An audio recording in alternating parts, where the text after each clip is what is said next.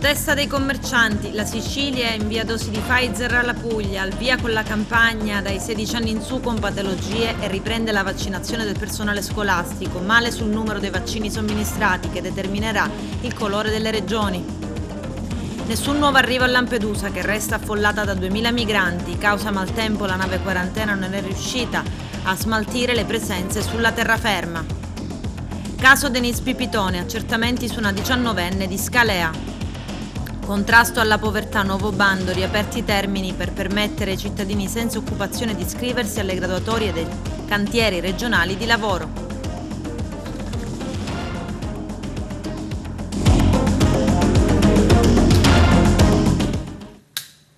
Bentrovati gentili telespettatori al nostro appuntamento con l'informazione. Chiudiamo perché vogliamo aprire. Questo è lo slogan della protesta dei commercianti costretti a stare chiusi nei fine settimana. Il nostro direttore Arturo Cantella.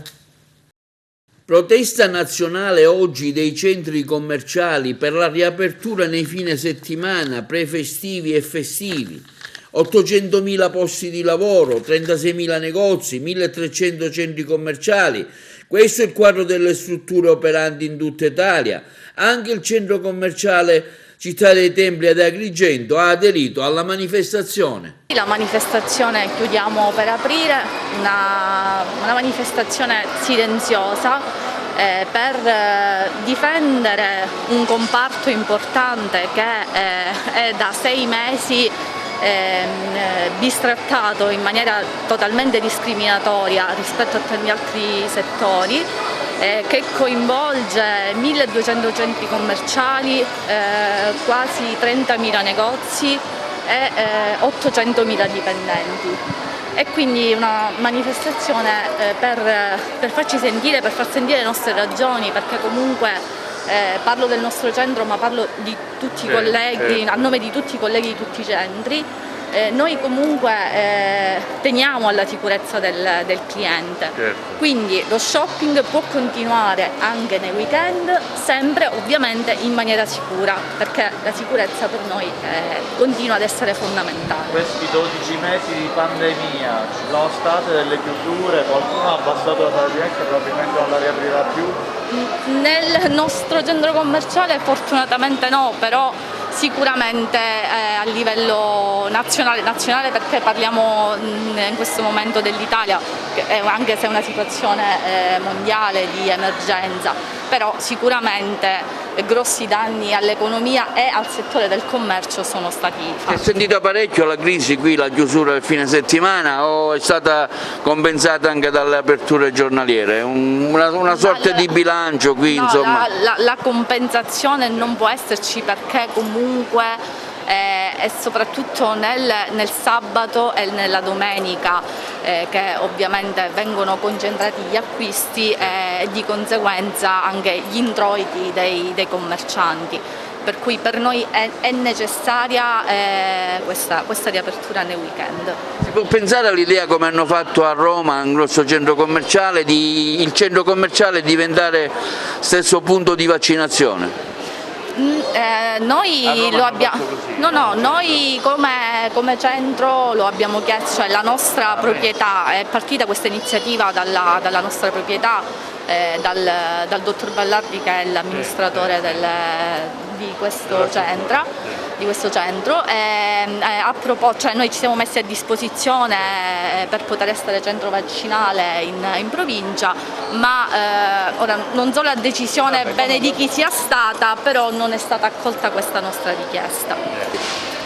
Abbiamo bisogno di riaprire, come vede, stiamo aderendo tutti a questa iniziativa, quasi. Come si è vissuto questo anno di pandemia? Bruttissimo. Abbiamo avuto aperture e chiusure in continuazione, siamo stati a casa per molto tempo. Secondo lei? Speriamo che funzioni e riapriremo totalmente del tutto, perché ne abbiamo veramente bisogno. Secondo lei questa chiusura il sabato e la domenica è stata esagerata? Insomma, si poteva, rimodulare meglio i giorni aperti solo di settimana? Secondo me è stato una cosa buona perché si venivano a creare troppi assembramenti, però adesso ne abbiamo veramente bisogno e quindi siamo qui. No, dico, vi hanno rimborsato qualcosa per, diciamo... In cassa integrazione ci hanno messo e purtroppo tende a ritardare pure quella, ancora siamo indietro. Però spero che abbia eco, che faccia eco a chi di dovere, perché la chiusura del fine settimana per noi è drammatico, la perdita è notevole e come ben vedete il centro commerciale è tutelato in tutto e per tutto, sia dentro i negozi che nelle gallerie. Quindi spero che questa cosa si avverta. Vedo che c'è una buona partecipazione.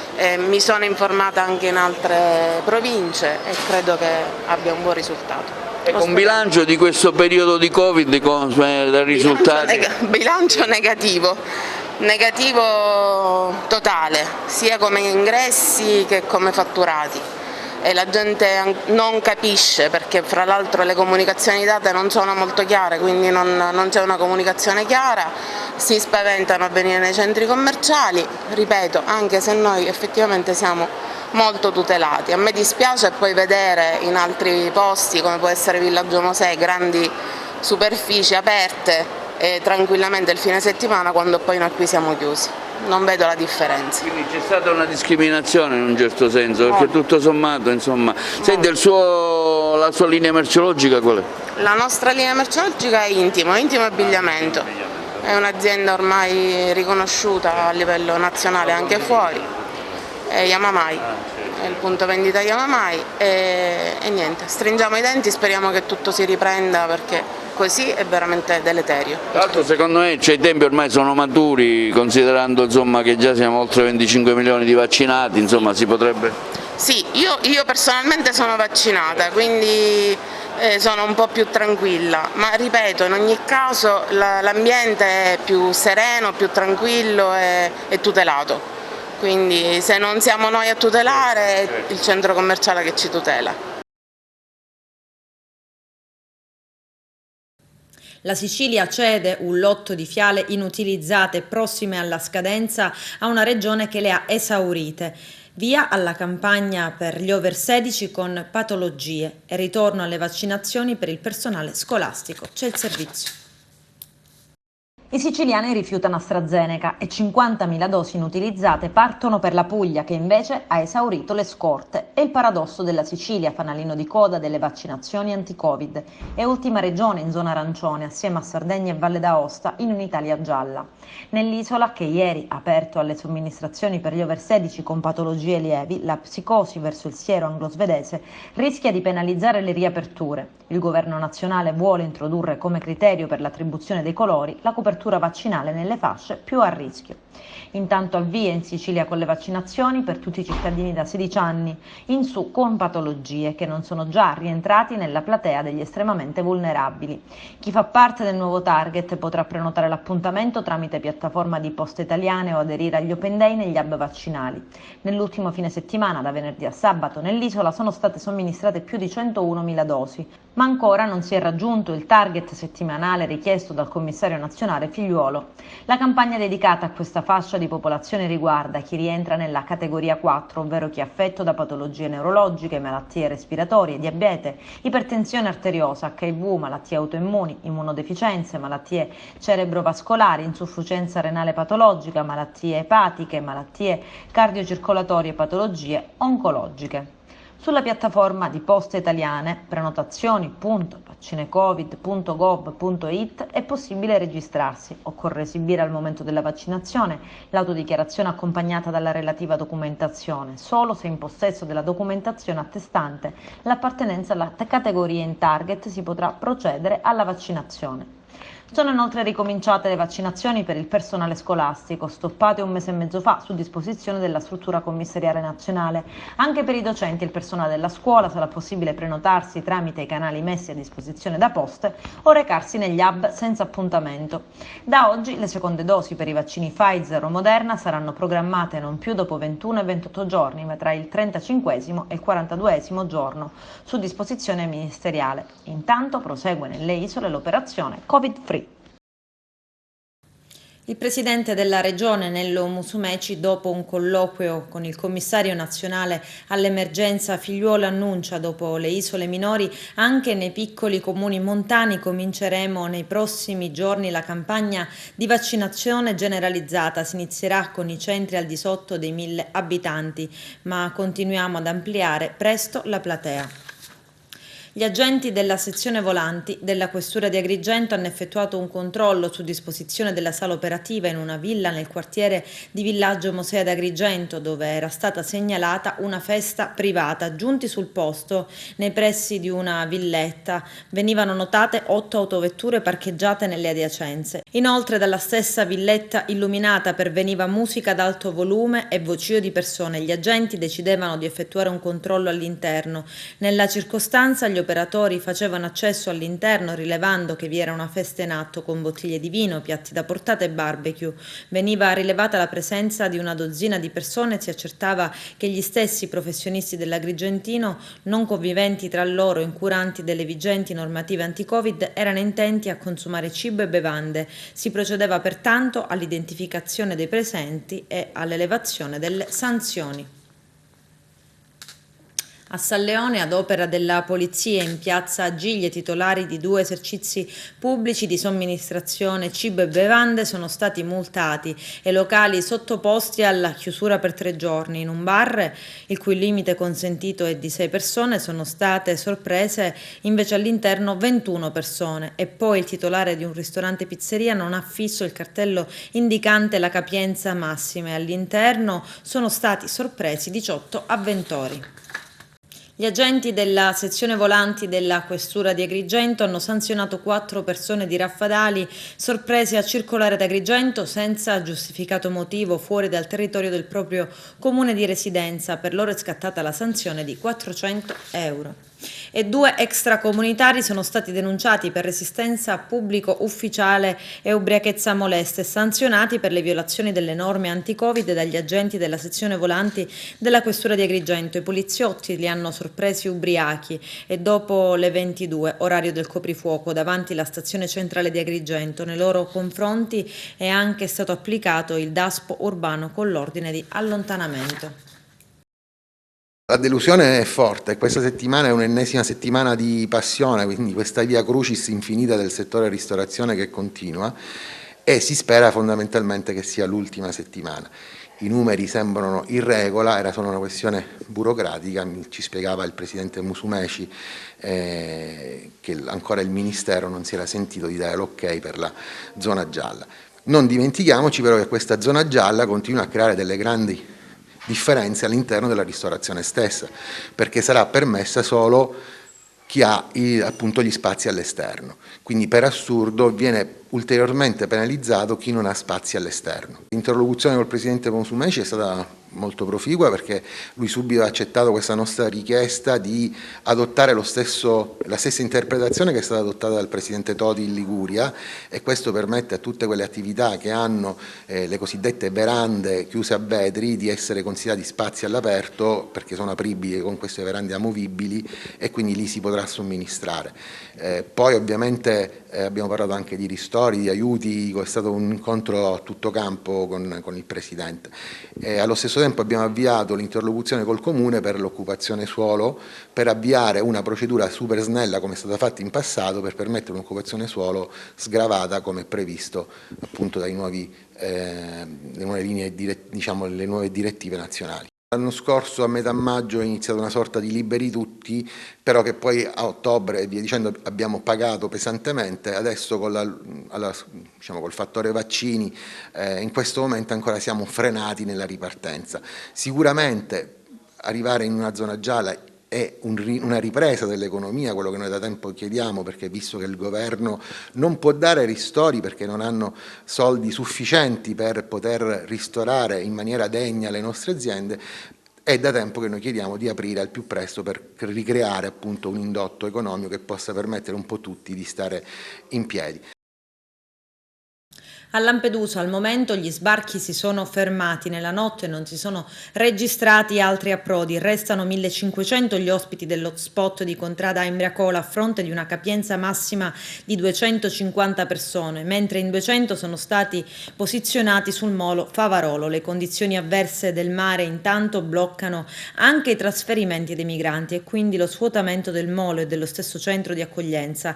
In 200 in tarda serata sono sbarcati invece a Porto Empedocle con il traghetto di linea e sistemati su dei pullman alla volta di alcuni centri di accoglienza della provincia di Ragusa. In particolare altri 312 sono stati portati sulla nave Quarantena Allegra. Una seconda nave, l'Azzurra, è arrivata appositamente a Lampedusa per continuare i trasferimenti e alleggerire le presenze nell'hotspot, ma non ha potuto imbarcare altri migranti per le avverse condizioni meteo che impediranno pure trasferimenti a bordo del traghetto di linea.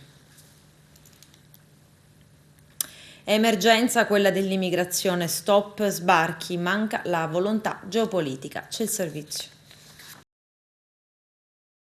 Isole nelle isole, che poi alla fine siete il front office, spesso e volentieri lasciati da soli come primo impatto. Nel 2019 ha avuto un'escalation a peggiorare.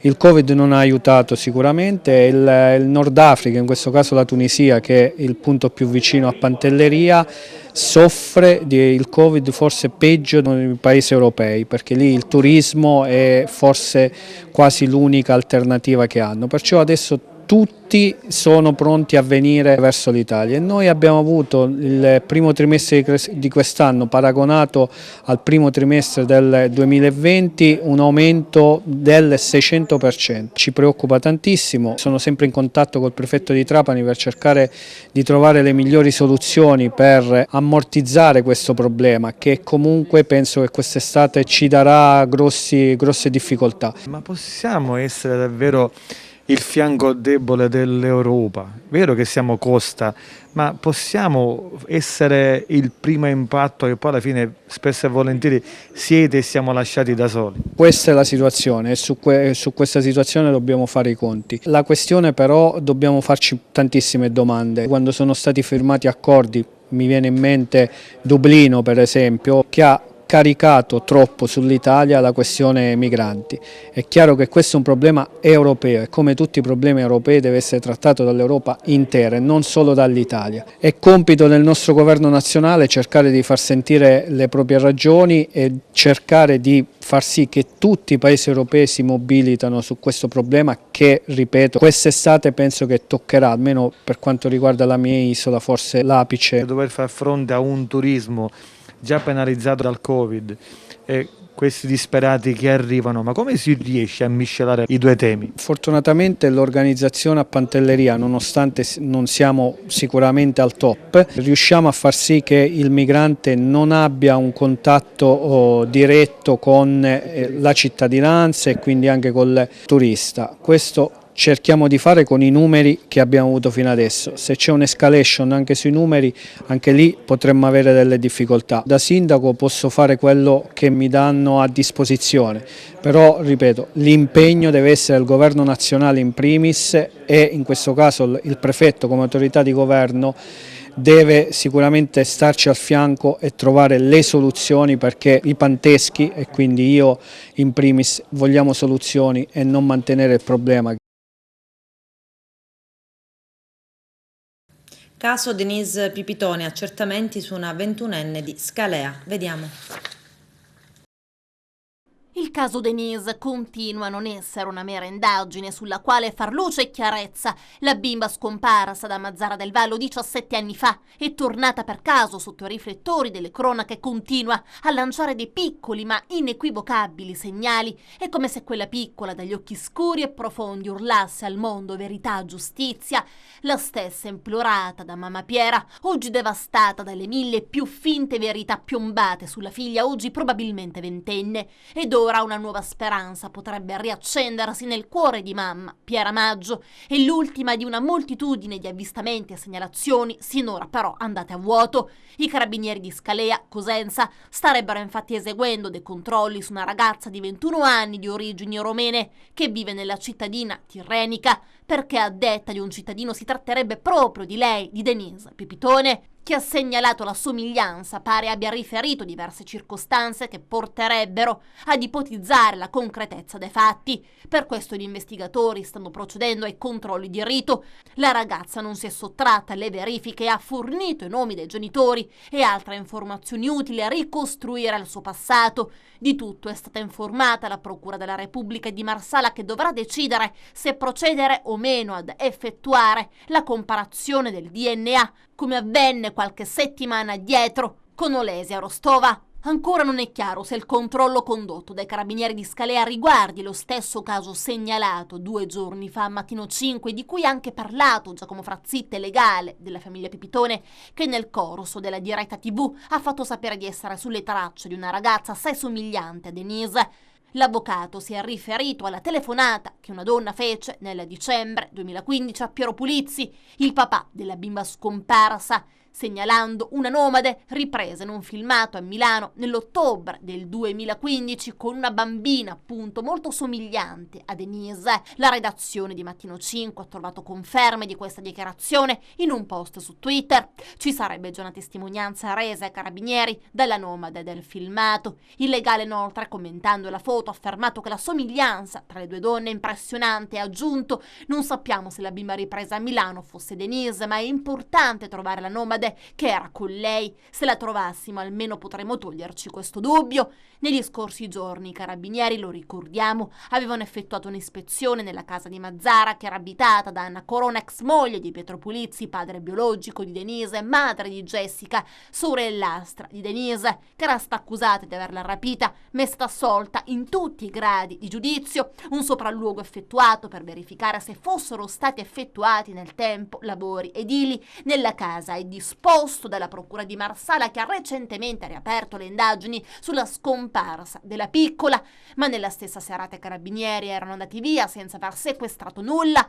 Non cerchiamo nessun corpo, hanno ripetuto gli inquirenti dopo che nel primo pomeriggio si era diffusa la notizia di un'attività di ricerca di resti umani. È solo un'ispezione dei luoghi, avevano spiegato fonti della procura, finalizzata a capire se nella casa siano stati fatti dei lavori o meno.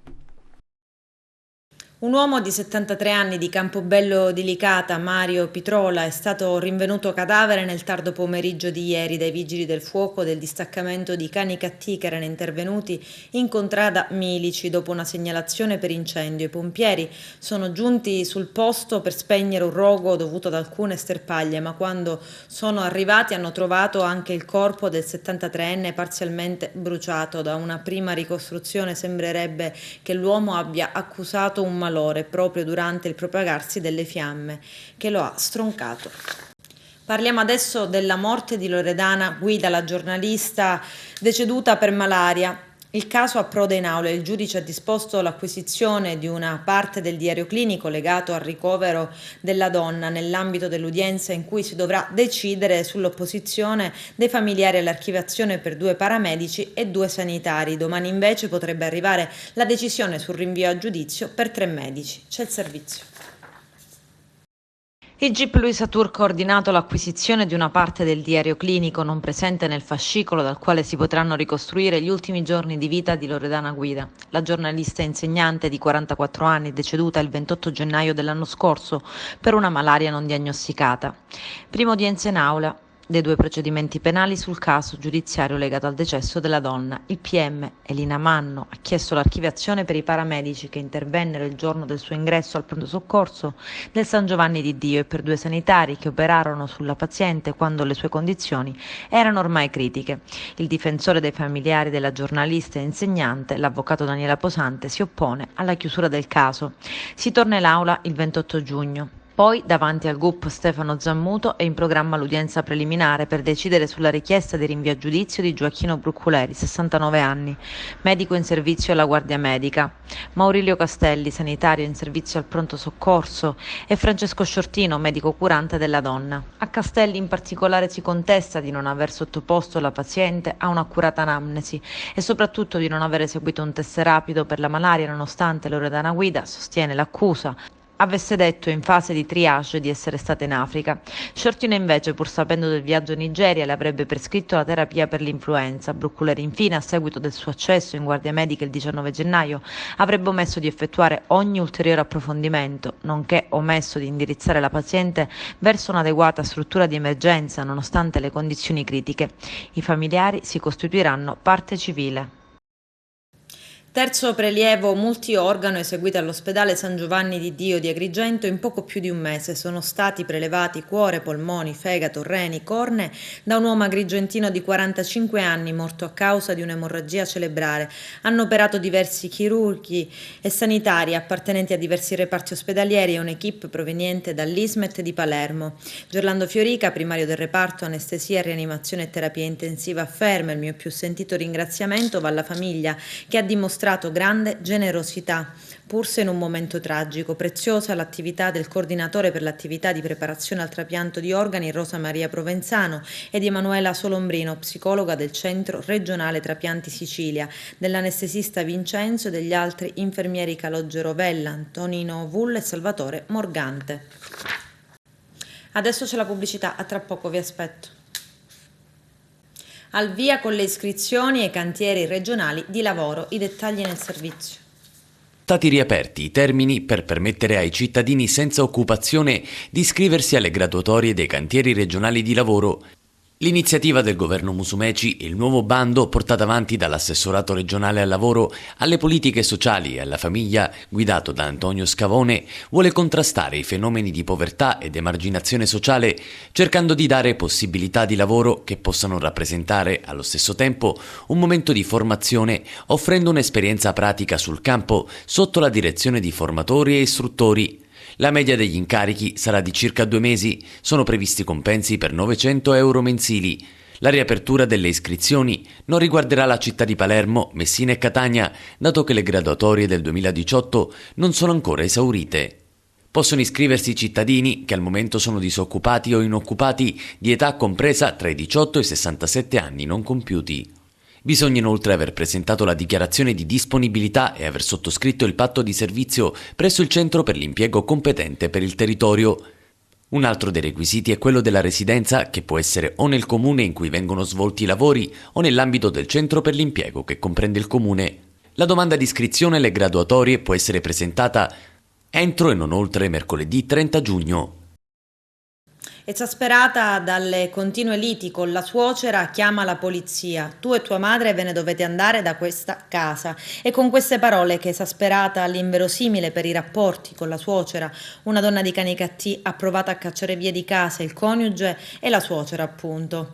Ne è nata una discussione decisamente animata, tant'è che è scattato l'SOS alla sala operativa della Polizia di Stato in centro, senza perdere tempo, temendo che di fatto la lite potesse degenerare. È accorsa una volante del commissariato di Canicattì. I poliziotti, indossando i panni degli assistenti sociali, ci hanno provato e anche ripetutamente a ridimensionare i motivi della lite, tentando di fare in modo che quei rapporti familiari si ricucissero. Non ci sono però riusciti, perché a un certo punto è stata proprio la donna che voleva mandar via di casa coniuge e suocera a fare le valigie e lasciare la casa coniugale.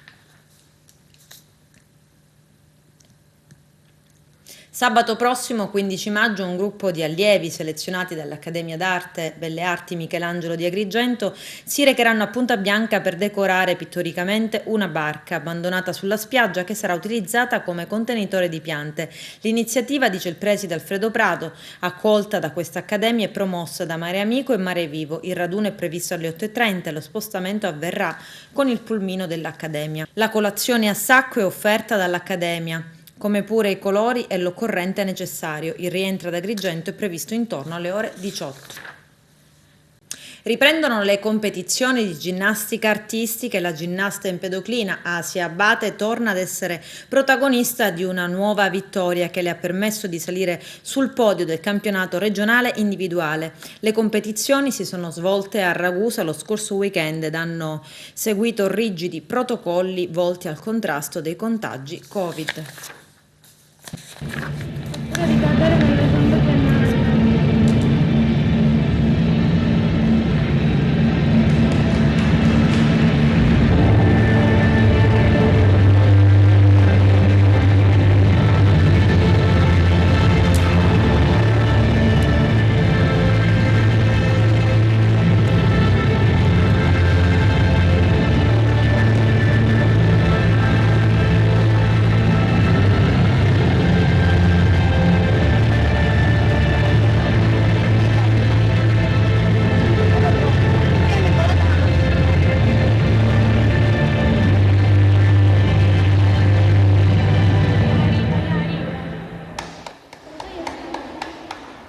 Ammaliati dal mare e dagli scogli neri dell'isola con meno abitanti delle Eolie, hanno voluto superare tutti i problemi dovuti al Covid e dalla Liguria sono arrivati in Sicilia, che è zona arancione, e si sono sposati ad Alicuti. C'è il servizio. Dalla Liguria in Sicilia per realizzare il loro sogno d'amore è la storia di una coppia di Bordighera che ha scelto le isole Eolie per sposarsi. I due neosposini sono rimasti incantati dalle bellezze della piccola isola di Alicudi, una delle 7 sorelle dell'arcipelago eoliano. Proprio in questo luogo, dove la natura è rimasta quasi incontaminata, Giulia e Luca si sono uniti in matrimonio pronunciando il sì davanti a un numero ristretto di invitati a causa delle norme anticontagio. In quest'isola, la più distante dell'arcipelago da raggiungere e con meno abitanti, i due sposini hanno voluto, con non poche difficoltà, coronare il loro sogno. Prima si sono registrati sul portale della regione siciliana, poi sottoposti al tampone nell'aeroporto catanese e solo dopo hanno potuto raggiungere la piccola isola eoliana. Ad accompagnarli solo pochissimi parenti. Giulia, 32 anni, responsabile brand di un marchio di lusso a Londra, e Luca, 38 anni, architetto, hanno coronato il loro sogno d'amore in una cornice fantastica. I due sposini hanno scritto un messaggio ai residenti dell'isola per annunciare il loro matrimonio. Cari abitanti di quest'isola meravigliosa, siamo stati rapiti dalla bellezza di Alicudi e abbiamo deciso di sposarci qui. Per ringraziarvi della vostra accoglienza, siete invitati a partecipare alla cerimonia e a un brindisi presso la scuola alle 12. La sposa si incamminerà dal frantoio alle ore 11:30. La coppia si è unita al matrimonio davanti agli abitanti di Alicudi. L'idea, racconta Giulia, era quella di fare una piccola cerimonia con rito civile. Non ci saremmo mai immaginati tanto coinvolgimento degli abitanti di Alicudi, che sono stati affettuosissimi. Ci hanno anche prestato la connessione dai loro telefonini per far vedere via WhatsApp in diretta la cerimonia ai nostri parenti che non c'erano. A celebrare le nozze è stata Alessandra Dalzotto, delegata dal sindaco a celebrare il rito civile. Il sì è stato pronunciato in una terrazza della scuola dell'isola, da dove è possibile ammirare il mare e le altre isole dell'arcipelago siciliano. Dopo il rito civile si è svolto un mini ricevimento presso un antico frantoio presente sull'isola. Per il menù non potevano mancare la caponata, la parmigiana e tante altre specialità locali. Con questo è tutto, termina qui l'edizione del telegiornale. Grazie per la gentile attenzione e per essere stati con noi. A presto.